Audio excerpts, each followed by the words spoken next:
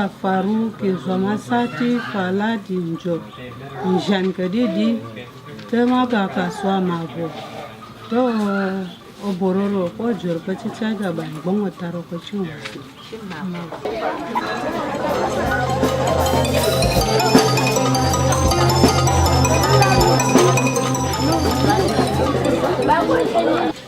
The conflict in Wase and Langtang North is a long-running crisis that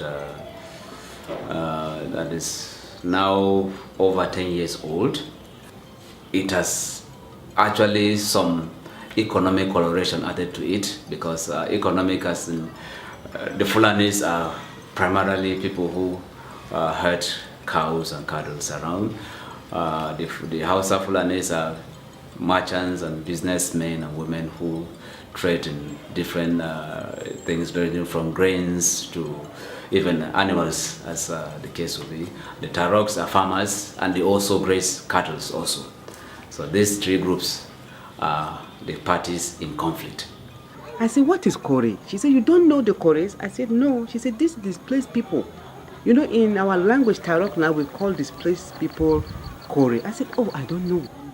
I said, displaced since when? She said, no, this recent violence in Wasi. Some of them don't even have relations in Lanta. But they will just come and then they are there in your house. And I asked them, I said, why are you people here? They said, well, we can't stay in our place. We can't stay in our houses. Even 3 days ago, one of us was killed with her son in the night. We keep getting night attacks. I said, from who? They said, from Fulanis. I said, what is wrong between you and the Fulanis? What happened? They told me, we don't know. We don't know what happened between us and the Fulanis. The displaced within, of course, the vulnerable group in every conflict are women and children. And people you perceive as your enemies will also form the third part of the dimension, because men are not mostly counted because they are people that we presume or assumed to be the fighters on field or on ground. But women and children are basically the worst hit in every of these attacks. So what we are going to do with this group here, yes, we can't group them into villages, we can't group them into, but we'll just see how it will be convenient. Maybe for a group of 10, 20, want to see how many, but we are targeting 60 here. So that whatever we get from MCC, we'll divide it either by 3 or by 6. The most important thing is that they have something to start with, and I'm very happy about it. Actually, it's helping the women alone a lot. Yeah, they are feeling the impact. There are so many things that she taught them, and they are gaining from it because they make them and then sell them to the market.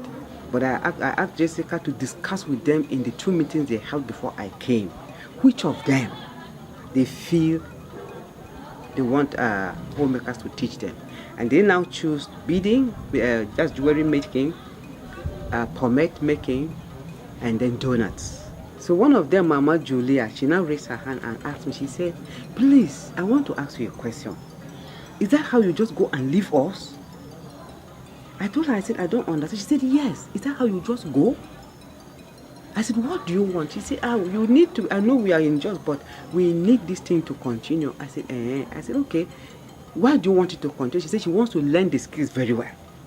Why? Because we don't have farms here. And we can't farm. When we have our own farms, we can't be there because of the Fulanis. So we need something to do. So if you teach us this one. So I was taught, actually, that night, I will be in tears of, Lord, and I will turn so that they will not see it. Because they were very happy. I feel like doing it because we women, we're supposed to do something that we me in my house, help my children, my husband, and my life. And even when we are like this, we preach the gospel to them. If she's one of the active coordinators that Homemakers has. She has passion for rural work, and she introduced me to neem oil, moringa oil, and then, you know, now I think globally people are talking that moringa is very good, and this is something that the women have. This one is moringa tree. From the leaves to the root, we always teach our women what to do with it. The rural woman will produce the oil, I will buy, pay them, and then now try to market it out. The best thing is just to put them in groups, which is working very well. Group of 5, group of 10, they will still have the 10,000. And gradually, in the next few years, they should be able to maybe pay for rent if the violence continues in Kwasi. I know God will help. I don't know where money will come from, but God will help, and then they will get the support.